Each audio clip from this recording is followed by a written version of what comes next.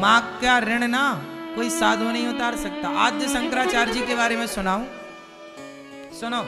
कोई कितना भी बड़ा साधु बन जाए, संत बन जाए, जगत गुरु बन जाए, शंकराचार्य बन जाए, लेकिन यदि उनकी माँ उन्हें मिल जाए तो लेट करके प्रणाम करते हैं अपनी माँ को। तुम साधु बन गए, माँ का ऋण थोड़ी चुका पाओगे। माँ से बड़ा थोड़ी कोई साधु है, माँ से बड़ा थोड़ी कोई संत है। आद्य शंकराचार्य जी जब सन्यास लेने लग गए तो उनकी माँ ने कहा, बेटा शंकर, उस समय उनका नाम था शंकर, बेटा शंकर, बेटा तू जा रहा सन्यास लेकर, बता तेरी माँ का ख्याल कौन रखेगा बेटा। तब आद्य शंकराचार्य जी ने कहा, माँ जब तू मुझे याद करेगी मैं आ जाऊंगा। आद्य शंकराचार्य जी हैं इतने बड़े साक्षात शिव के अवतार हैं, लेकिन उन्होंने बार बार अपनी माँ के चरणों में माथे को रखा है।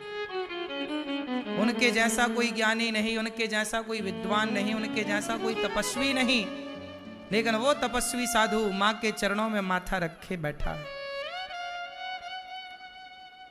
इसलिए माँ का ऋण कभी किसी से नहीं उतारा जा सकता, कभी चुकाया नहीं जा सकता।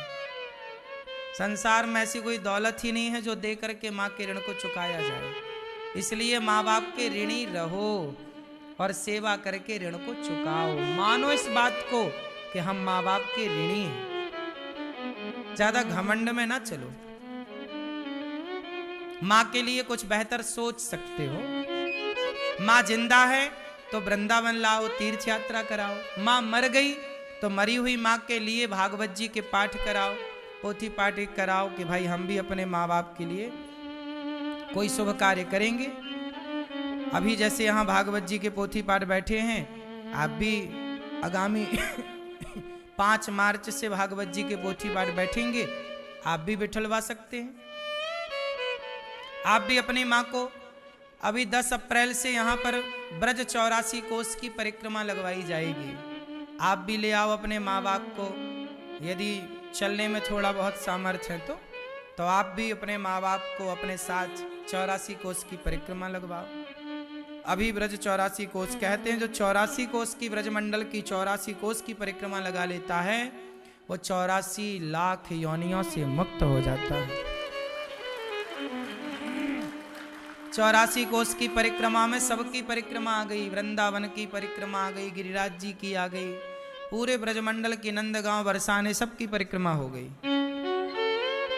तो आप भी अभी 10 अप्रैल से परिक्रमा है, आप भी जोड़ो, आप भी करवाओ, करो, पुण्य है। जिंदा है माँ तो ला सकते हैं, मर जाएगी तो फोटो के आगे रोने के सिवा फिर बचेगा क्या। और माँ से कभी आप उऋण नहीं हो सकते। हो सकते हो? कोई बेटा उऋण नहीं हो सकता। इसलिए माँ के चरणों में सदा माथा रखो। माँ कुछ भी कहे, गाली दे, कुछ भी कहे, माँ की बातों का जवाब ना दो।